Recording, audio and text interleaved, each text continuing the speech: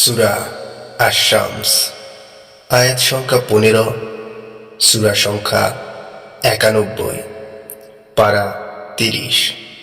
বিসমিল্লাহির রহমানির রহিম।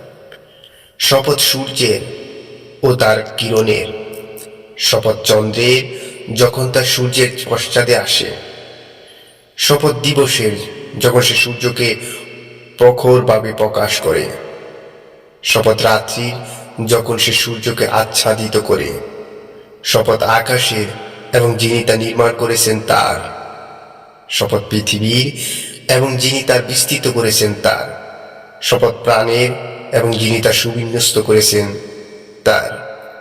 অতঃপর তাকে তার অসৎকর্ম ও সৎকর্মের জ্ঞান দান করেছেন।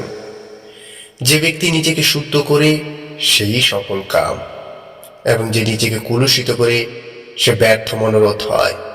সামুদ সম্প্রদায়ের অবদ্ধতাবশত মিথ্যারোপ করেছিল যখন তাদের সর্বাধিক হতভাগা ব্যক্তি তৎপর হয়ে উঠেছিল।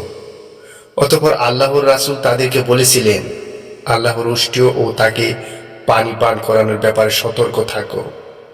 অতঃপর তারা তার প্রতি মিথ্যারোপ করেছিল এবং উষ্ট্রীয়র পা কর্তন করেছিল। তাদের পাপের কারণে তাদের পালনকর্তা তাদের উপর ধ্বংস নাজিল করে একাকার করে দিয়েছিলেন।